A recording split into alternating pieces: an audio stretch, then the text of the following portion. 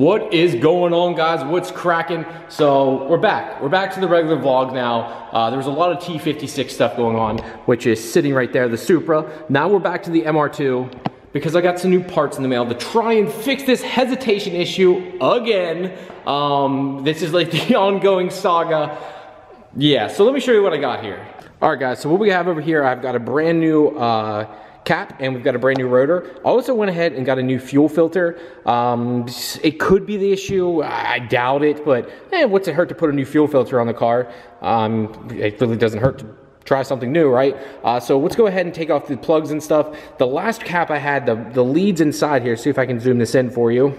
See the leads inside there, the little silver area were too big. Now this is a true 93 plus style rotor. Whatever I got from AutoZone, I should have said like 95 to ensure they got me the right one, but whatever. So I ordered this one offline. This has the proper size plug-in. So what I'm gonna go ahead and do is remove the old stuff and then throw this on and hope it works. But before we get any further into this, I wanna talk to you about one of my sponsors for today's video. Today's video is brought to you by Wondershare and DVD Creator. Now what DVD Creator is a platform where you can burn CDs, multiple platforms, MP4, DVD, anything of that nature. Now one other good thing it does, it lets you do a one-click and burn easily. So unlike the old school days where you have to go through multiple platforms or go through multiple clicks and multiple uses, this does it all in one shot. It also allows you to edit inside the platform. There's not many that allow you to do this, guys. The next best thing is the cost. Buy it now. You can get it for a yearly subscription of $29.95 or a one-time shot of $45.95, which many platforms don't allow these days. So I've got a new cap and rotor on it right now. Starting to show installing it. You already saw it once in one of the previous videos, so I'm gonna go ahead and try starting it up here. Oh God. Make sure at least I installed everything right and everything's plugged up. Make sure it's in neutral. Gotta wiggle, wiggle. Wiggle, wiggle. There we go. Get some light.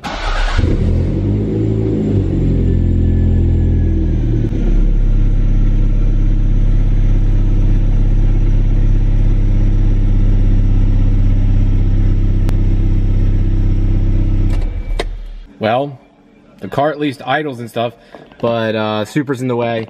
I need to get that out of the way first before I can take it for a test drive. Probably gonna wait till tomorrow, till daylight, till I do so. But there's something I wanna show you guys in the Supra real quick that is pretty fucking cool. And if you're a Mark IV Supra owner, this is like, we needed this for a long time.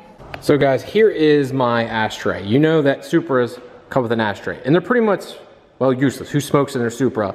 I know my car was smoked in when I first got it. So that kind of sucked, and this was for cigarettes, but this is a 95 car. No one does that anymore. So these are pretty much pointless. So there's no need for an ashtray. So we can take that out. But what we gain is this now. There's an empty hole there. So what can we do with that? Well, Auto Extrude came up with a cup holder for us, guys. But it doesn't look like a cup holder, right? Well, that's the cover for it. It's magnetic. Pull up on it, and if you guys see here, it says Auto Extrude, and it has like a little indent in it to hold it in place because this is circular. And then it has 4 magnets on it. You literally can throw it on. Hold on, just let it, and it clicks in. Look at that. I can spin it off and wait for it. It just clicks in place. Doesn't matter which side it is either. Pretty cool. I love how that works, but it's an actual replacement too. So it's rounded out and it's deeper too. So you can fit a full can of soda in there. I just thought this was cool. This is really stupid, I know, because whatever, but for someone who likes to go for long drives, and I always bring a drink with me, it sucks when you gotta either wedge something down in between the seat, which I don't like to do, and 9 times out of 10 I have a passenger with me, so that takes up half of their leg room. So I just didn't like it, and they make this look factory. Now, it is ashy looking right now because it's, well, bare plastic. But he even said, I could paint them, but most people like myself, it wouldn't match the factory dash panels anyway. So he just leaves it like that, and then you can paint it and do whatever you want with. It's like 99 bucks. He doesn't even know I'm doing this right now. But you guys can go check it out. I know if you're a Supra owner, if you're like me, you're going to want one too. I think it's cool. If you want to too, while we're in here, I can't get enough of this T56 magnet. It's just, and then reverse is by far the worst part. You got to put some oomph into it to get over into reverse, but besides that, this thing is money. I'm so happy with this.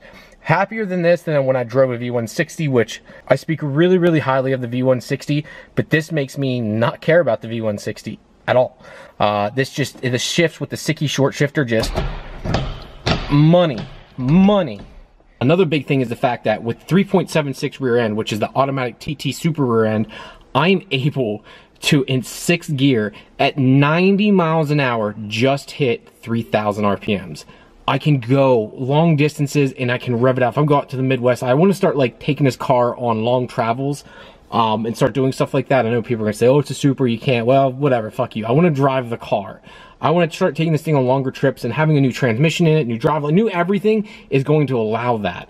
And having longer gearing means I can go at high cruising speeds, and it's not going to be winding out the motor. You know, going 80, 90 miles an hour, I'll be below 3,000 RPMs, and it won't even take a wink at it. I really, really like the fact it does have 2 overdrive gears. Some people hate it. I personally really like the fact that they're there. Personal opinion, but yeah, couldn't be any happier. You guys got to get one of these. If you don't have a V160, this is a must. Ditch your R154. Fuck that CD009 shit. Skip all of it. Go straight to a T56 Magnum. 2-year warranty directly from them. No questions asked for the most part. Like, there's been 2 people that have had issues so far. That's it, and they were pretty hard on them. They send it back and go, yep, this is broke. This is broke. We'll fix it. Take it back. Send it to you. It takes around 4 to 6 weeks once you send it out to get it back, which I don't think is terrible turnaround, especially for a bigger company like that. And you get your trans back and it's fresh and minty new. Another thing we're going to pick up tonight, I actually have to drive up to my powder coater and pick up my catch can. I've got my towel here. I had these taped off there. I actually had a Keystone can laid up over here to drain these into to test this out, but I get to pick up my catch can tonight, so I don't have to worry about that anymore, get it all buttoned up, and then take you guys for a real test drive with me. That's what I'm looking forward to. I know you guys want to see that too, like actual drive. I had that short clip at the end of the Grandis video, which is me all excited, but I want to put some more miles on it so I can get that clutch broken in and then really rip on this thing and see how it handles it. Again, in this car, I am running a Clutch Master full face single disc. What I mean by full face is it's one solid disc. There's no 6-puck, 4-puck in it. It's one solid face. It slips like a stock car. It makes no noise. It's just, everything about it I am beyond happy with. If you're below 600 wheel torque, that's the way to go. It holds 600 wheel torque, which is about the max you want to put on the factory rods, and that's when they start to go, that's about the max out of them. So that clutch, for the most part, is going to handle any factory motor, which is awesome. Like, a single disc clutch can handle what pretty much you can throw at it, which makes it pretty nice. So yeah, I highly recommend that if you're going to go the T56 Magnum route and you're not making an absurd amount of power. Now, if you are making crazy power, the OS Geiken is pretty much the way to go. Twin disc or the triple disc they offer. Now, if you're really, really crazy and you need to really slip it, they have RPS and Tilton, but you're looking 6, 7, 8 grand if need be. And God knows I ain't got that kind of money. All right, guys, just got back from Brad Decker's shop there. He just finished up powder coating my catch can, which turned out fantastic. Now, ignore my fingerprints all over it because I fingered it, lack of better words. Almost want a black filter for it now though, because I want this all blacked out, but he did it properly. He cleaned everything off. Look, didn't destroy the threads. The last guy who powder coated my stuff for me destroyed these threads. Thankfully, this person actually knows what they're doing, did everything right, and these won't even look like they were touched. I'm not sure how he blasted or what he did, but everything looks great. So now I'm going to go ahead and install this, get it on the car, and see how it looks. All right, guys, so we're all done here. I got the new catch can in, and I think it looks perfect. The lines, I don't really like how I have them ran right now, but if I run it down and over so this like perfectly looks smooth, it's going to rub across that fitting, and I don't want to take any chances. That's the last thing I want to do, is spew oil everywhere. So yeah, I think it's turned out great though. I'm very, very happy with the way it looks. So thumbs up to that. And now let's hope for some good weather here, and hopefully we can drive this damn thing. Well, it's the next day here, guys, and I want to try to get some light. I want to get the car out here so you guys can get a better look of everything. So let's go ahead and try backing this out. Is that rubbing it all there? Damn, that is close. I might have to adjust these lines again. Maybe pull this one up ever so slightly there, just because, yeah, I might have to rotate this one just a little bit more.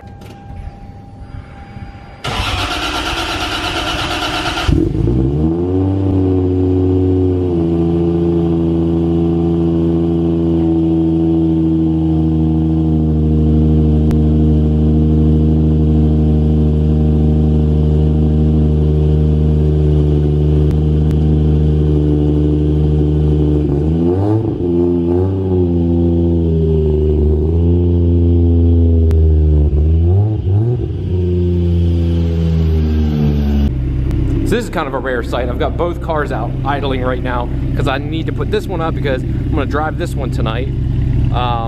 Just because, well, the roads are finally clear here and both cars are washed, but I gotta finish detailing the wheels on this, and then I've really gotta finish cleaning this up. After driving in that rain, the last time I washed it or detailed it was after that huge rain, and the wheels are still kind of dirty there. I tried cleaning up as best I could. I also want to raise the car up.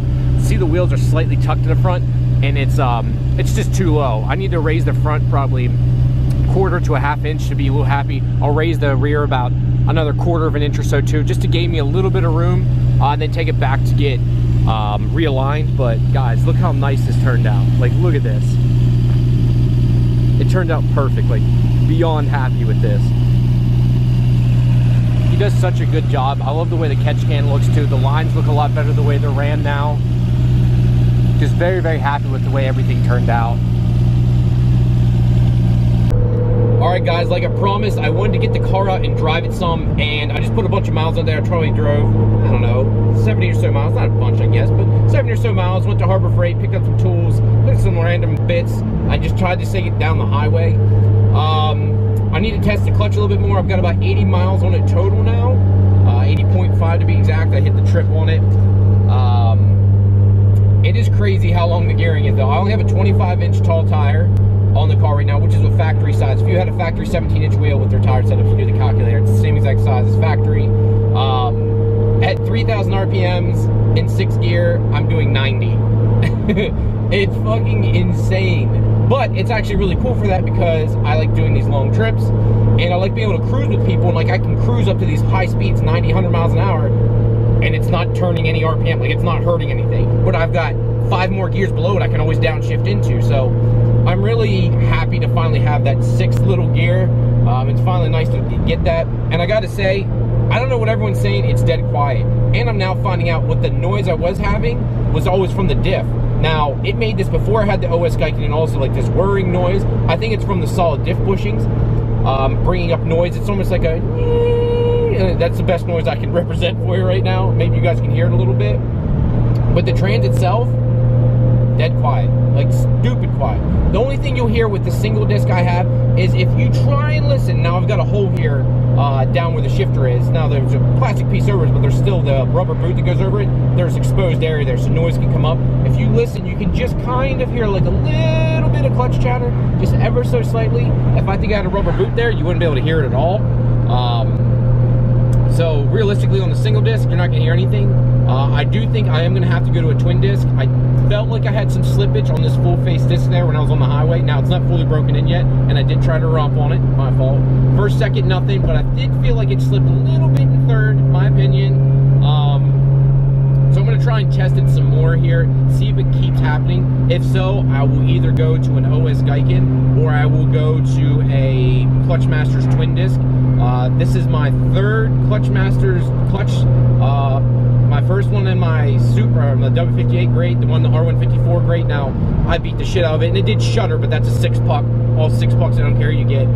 It would shutter on me and stuff and do the 6-puck thing, but it never failed on me, knock on wood. And now I've got about 80 miles on this, and this drives like butter, shifts like butter. Hoping, you know, these hydraulic throw bearings is what everyone kept warning me about. So I've been really watching that, wondering and watching my fluid level and stuff to see if it's leaking at all. And that's one thing I'm just want to make sure everything is a-okay. Clark W. Griswold will be proud of me because I'm gonna make sure I check it right.